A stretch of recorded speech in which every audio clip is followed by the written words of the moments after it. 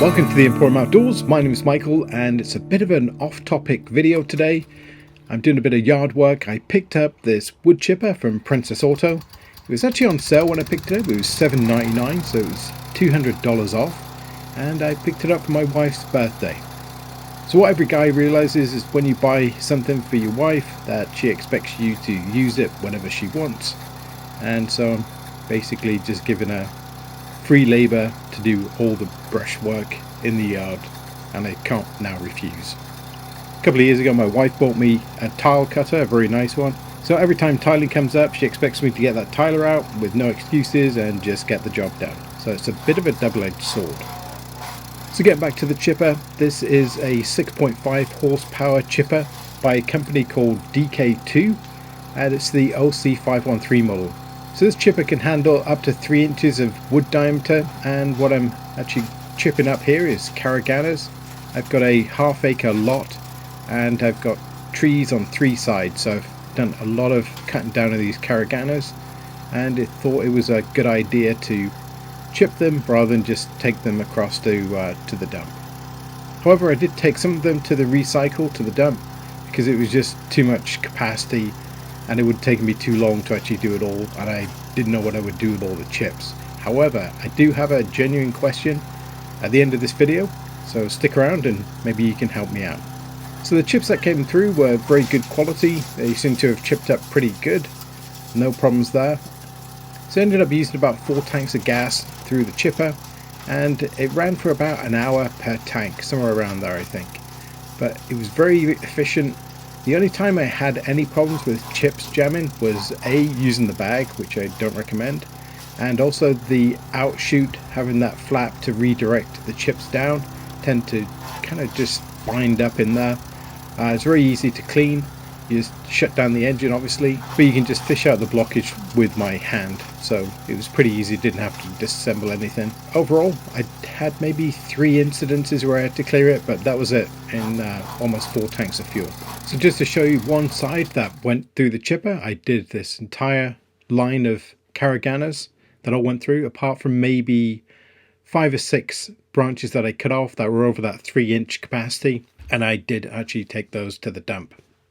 After a while I got to learn the capacity of the machine, how to best feed it, and it worked really good, especially with these caraganas because they are quite narrow. Typically the branches don't stick out too much and they just slide in straightforward. I found with the bigger capacity stuff you had to feed them gently in and slowly and let the motor regain full RPM before feeding the next part, but it wasn't too bad, and the smaller stuff just went through no problem at all. As you can see, it works actually really well. It's got a nice motor on it. I think it's like a 6 horse, but I'll put all the stats up as usual. It's the top feeder where it just pulls it right in for small stuff. Obviously this is the big one inside here. You can see very well. It can be towed by a little tractor, or it has this push handle on the back too. And this is the OPC513. Did notice that on this model it isn't a quick open, so if you do get a jam, but so far so good. The only jam I've had is just in the outfeed here, and it's because I had this more down rather than up. Apart from that, this thing is it's running much better than I expected.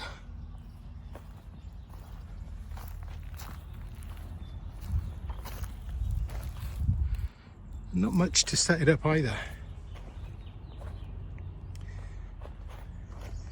So I've just got that part to do. I did also end up dropping this old spruce tree that had died on me. I cut it quite high up on the tree, probably about 7 feet, because I wanted to keep the stump very long for my hammock so I can still use that. And also if I need to remove the stump afterwards, having that extra leverage to tie a winch to, pull it out the ground will make it so much easier.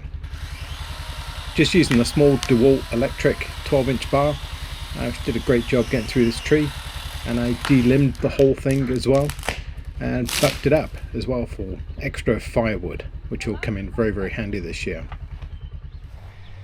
So we just finished this whole tree.